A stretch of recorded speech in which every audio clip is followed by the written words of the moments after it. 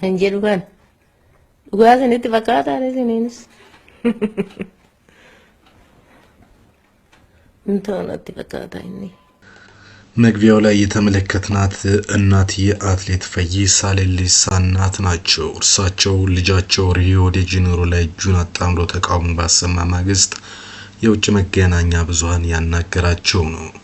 በአፋን ኦሮሞ የተናገሩት ያለው ንግግር ልጅዎት ወደ ኢትዮጵያ እንዲመጣ መንግስት ፈቅዷል ይምጣ ወይ የሚል ነበር።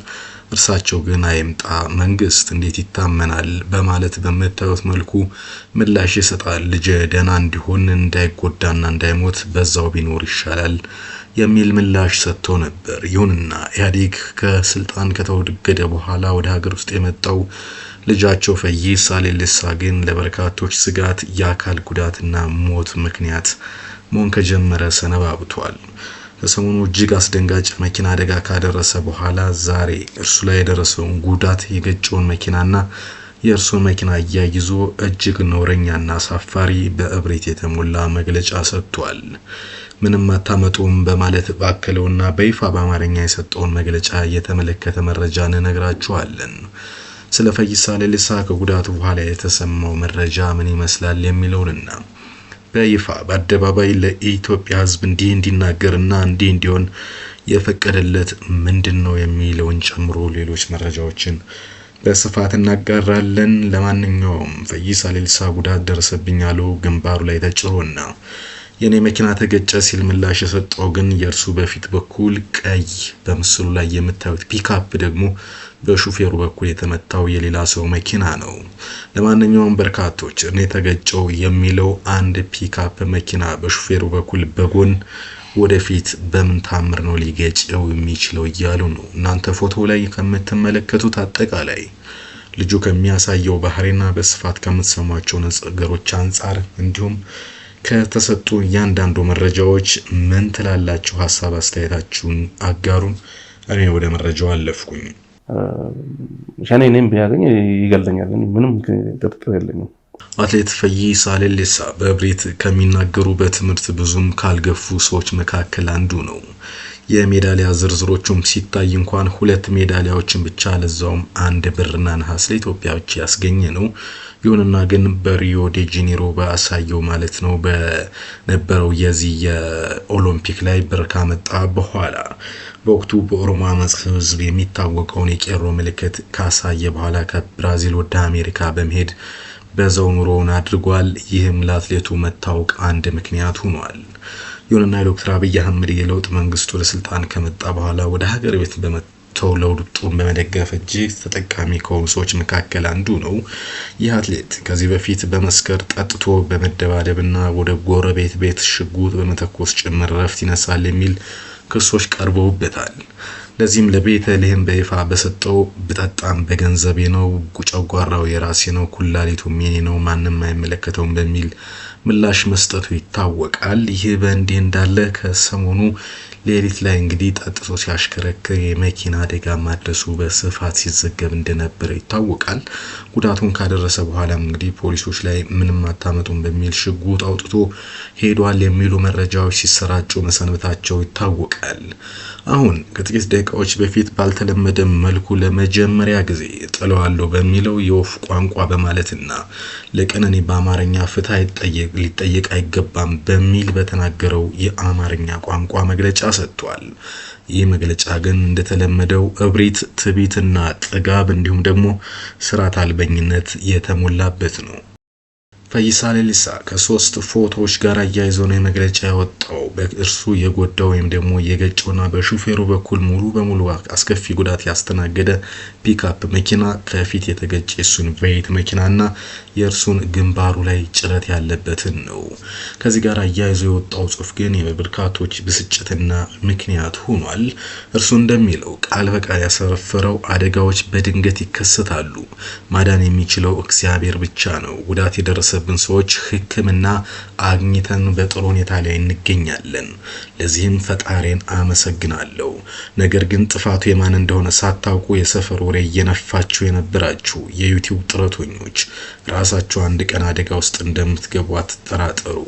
ወንድ ልጅ በዚህ ደረጃ ወሬኛ ሲሆን በጣም ያሳፍራል። ደግነታችሁ ወሬ ከማናፈስ ሌላ ማንም ምንም አታመጣም በሚል ቃል በቃል በይፋ አስፍሯል። ከዚህ መግለጫ ውስጥ 3-4 ነገሮችን ግን በይፋ ማግኘት እንችላለን። የመጀመሪያው አደጋዎች ይከሰታሉ። ይህ እውነት ነው። የመኪናም የመብራትም የእሳትም ሁሉም አደጋ ይከሰታል። የእርሱ ልዩ የሚያደርገው ግን ከሌሊቱ 8 ሰዓት ላይ ጠጥቶ ሲያሽከረክር ነበር የሚባለው ነው። ለዛውም ደግሞ ቢሾፍቱ ሰክሮ ተመልሷል ከዛ ሲመጣ ነው የሚለው ግን አንዱ ነው። ስለዚህ ጠጥቶ ለሚያሽከረክር ሰው እግዚአብሔር ያድነዋል የሚለው አንደኛው አመለካከት ሲሆን፣ ለዛኛው ደግሞ ጉዳት ደረሰብን ወይም ጥፋቱ የኔ አይደለም የሚለው አንድ መኪና እንዴት በጎን በኩል እርሱ ሊገጨው ይችላል የሚለው አንደኛው ምክንያት ነው። ሁለተኛው ነገር እስካሁን ድረስ ደግሞ በሕግ ቁጥጥር ስር አለመዋሉና በህይወቱ አልፏል ስለተባለችው የ16 ዓመት ልጅ ፖሊስም ሆነ እርሱ በይፋ ምንም የሰጠው መግለጫ አለመኖሩ ሌላኛው አስተዛዛቢ ሆኗል። ሁለተኛው ነገር መረጃ መስራት መናገርና እንዲሁም ደግሞ ሰዎች የሰሙትን ነገር የማጣራት መብት እንዲሁም የመናገር የመጻፍ ማንኛውም ዩቲዩብ፣ ቲክቶከር፣ ፌስቡክም ሆነ ጋዜጠኛ መብት አለው። ስለዚህ መናገር ለእርሱ ማዳመጥ ለሌላው የተሰጠ በማስመሰል ወሬ ማራገብ አያስፈልግም የሚለው ሐሳቡ አንሱ ነው። በነገራችን ላይ ፈይሳ እያንዳንዱን ስክሪንሻትን በማድረግ ከጀዋር ስር ለስር ራሱ ወሬዎችንም እንዲሁ ሲያራግብ የሚውል ሰው እንደሆነ በስፋት የሚታወቅ ጉዳይ ነው። በእርግጥ አሁን ላይ አንደኛው አነጋጋሪ ጉዳይ እነዚህ ሐሳቦችና አስተያየቶች ከምን የመነጩ ናቸው?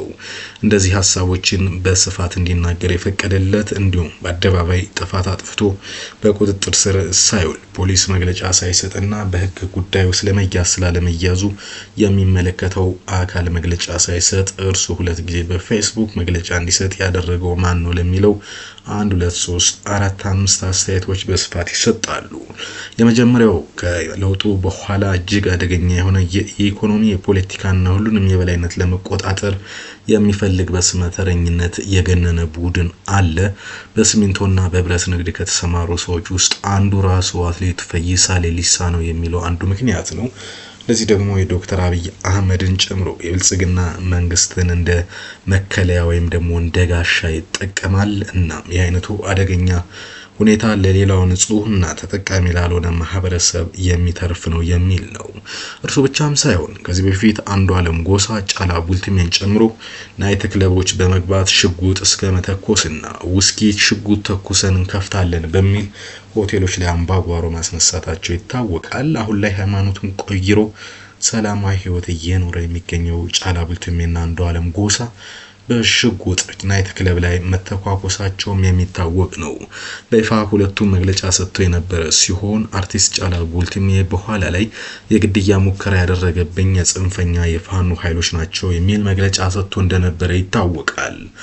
ግን በይፋ እጅግ ጥቂት የሆኑ ሰዎች በሙስና እንዲሁም ደግሞ አጋጣሚውን በመጠቀምና መንግስቱ የኛ ነው በሚል ሰበብ ምክንያት ስርዓት አልበኝነትን ያራምዳሉ።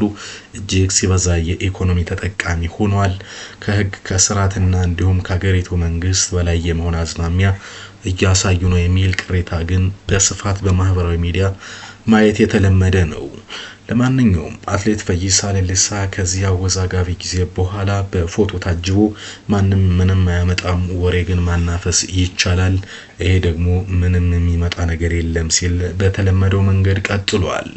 ይህ ሁኔታ ቀጥሎ ምን ይዞ ይመጣል የሚለው በስፋት የሚታይ ሆኖ ግን ከእርሱ ሊቀድሙ ይችሉ ነበር የተባሉ ጉዳዮች ግን ይፋ ሆነዋል።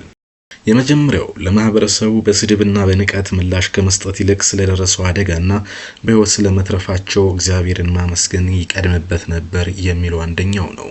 ሁለተኛው ነገር ስለመትረፉ ራሱ ከማመስገኑ በዘለለ ጉዳዩ በህግ እንደሚታይና ተጎጂዎቹ በምን ሁኔታ ላይ እንደሚገኙ የህክምና ሁኔታቸው ምን ይመስላል ስለሚለውና ህይወቷ አልፏል ስለተባለችው ልጅ በይፋ መግለጫ መስጠት ሐዘኔታን ማየትና ስለተፈጠረው ነገር መጸጸት የመጀመሪያው ጉዳይ ነው የሚለው ነው።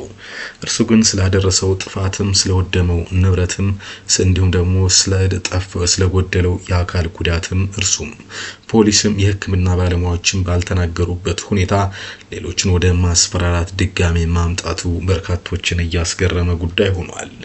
ሰዎቹ መታከማቸው ብቻ አይደለም እንደርሱ ባለጊዜ ላይ ሆኑ ይችላሉ፣ ሚሊዮነርም ላይ ሆኑ ይችላሉ፣ ከበርቴዎችም ላይ ሆኑ ይችላሉ። ፒካፑን እየነዳ የነበረው ሰው የቤተሰብ አስተዳዳሪ ምናልባትም ልጆች አሉት፣ ምናልባትም ደግሞ መኪናውም የስራ ሊሆን ይችላል። የቤት ኪራይ መክፈል ወይም የህክምና ወጪ አለበት ብዙም ሊሆን ይችላል። ስለርሱ ማሰብ መጸጸትና ሌሎች በጥንቃቄ እንዲያሽከረክሩ ከመምከር ይልቅ ሁላችሁም ላይ የመኪና አደጋ ይደርሳል እያለ መዛት በዛ ላይም ጠጥቶ ነው ያሽከረከረ ተብሎ በቀረበበትን ክስ ወደ ጎን ብሎ ሰጣ ገባ ውስጥ መግባት የአትሌቱን መጨረሻ ያሳየን ያስብላል በሚል በርካቶች ሐሳብ አስተያየታቸውን እየሰጡ ነው። ለማንኛውም ያወዛጋቢው አትሌት ጉዳይ አሁንም ቀጥሏል። ቀጣይ ከፖሊስና ከይፋዊ መግለጫዎች የሚገኙ መረጃዎች ካሉ አዲስ መረጃ ወደ እናንተ ያደርሳል። ያሁኑን አበቃን። መልካም ጊዜ